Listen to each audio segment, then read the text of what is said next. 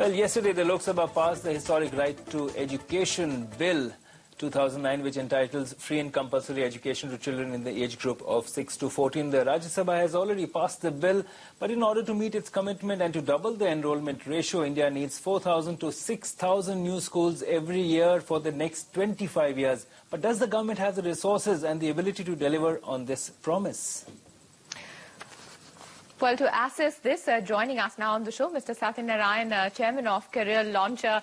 And Mr. Narayanan, thanks so much for joining us. Apart from training students for institutions of higher education like the IITs, Career Launcher also runs 16 schools, half of them in rural areas in Andhra Pradesh. It's also helping governments of UP, Gujarat and Punjab in setting up schools. So lots of initiatives going on over there. What should be the strategies to create so many new schools now?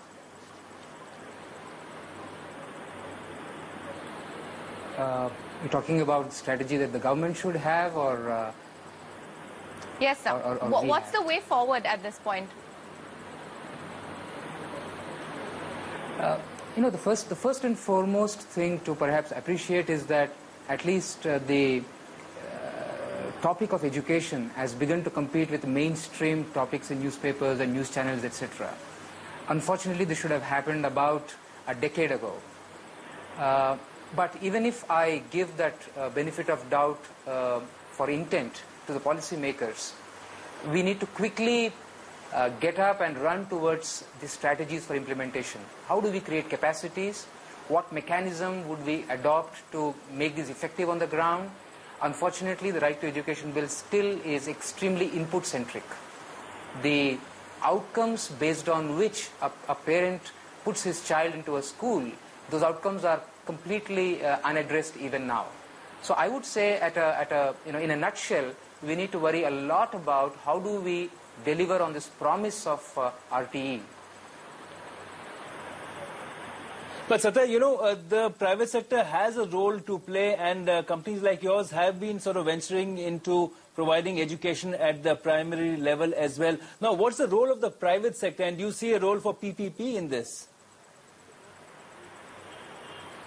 Oh yes, absolutely, Pranjal. I would see all three as extremely integral to the strategy for us as a nation, which is one, government would continue to hold a very important role in rolling out large number of schools. Number two, private sector, for their own reasons and vision and passion or whatever returns on investments, they're going to set up on their own.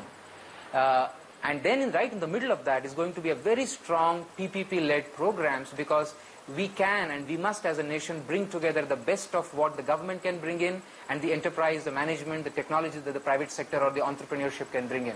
I see all three of them are as being extremely important high-level strategies for implementation. Right, but how can technology actually be deployed to meet this challenge, including the need to train lakhs of new teachers? I mean, teachers are essential for progress, and unfortunately in our country it's not a well-paid job. What can technology do at this point? Education and technology perhaps are most closely meant to be with each other than any two fields that I can imagine. Because we are talking about, teachers training in the Indian context who are at the farthest of places in the country. Some of these trainings could be on demand. Some of them could be delivered remotely. When we have a very bright and respected professor or a teacher from a place like Delhi and Bombay, can he deliver education, can he deliver skills to teachers in far-flung areas? That I see as extremely central to technology.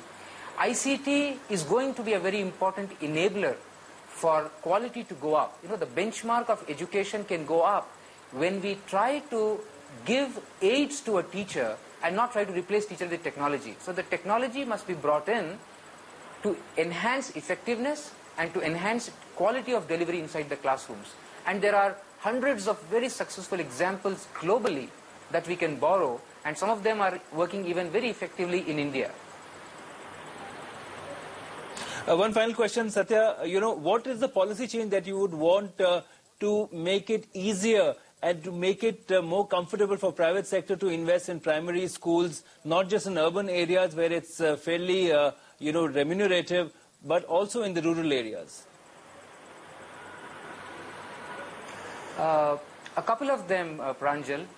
First of all, I would like to believe that while the intent has been made very, very clear about wanting to go and make education accessible to all the children in the country, I see that the mindset is still that of a controller. The mindset is not that of an enabler. So I think what must happen is that the government begins to focus more and more on policy frameworks and leave it to the marketplace to decide who they are going to go to. Let me illustrate my point. You know, even today we assume that if you set up a school, then even the poor guy or the poor farmer is going to send the child next to the school because you're providing free education. You would be shocked to know that there are over 35,000 government schools where there is a building, there are teachers, but there's no child. The key thing is that the government must say that the poor guy or the poor farmer for whom you're building the school is even more worried about outcomes. Hence, quality is very important. And anyone who's delivering education with wanting to make a difference will worry about quality because he's worried about the market. So government need not come in the way to ensure quality. Right. You know, I see paragraphs such as which says that they're going to inspect the infrastructure. All of them are there. Let there be a body similar to TRAI to do that. Government need not do that.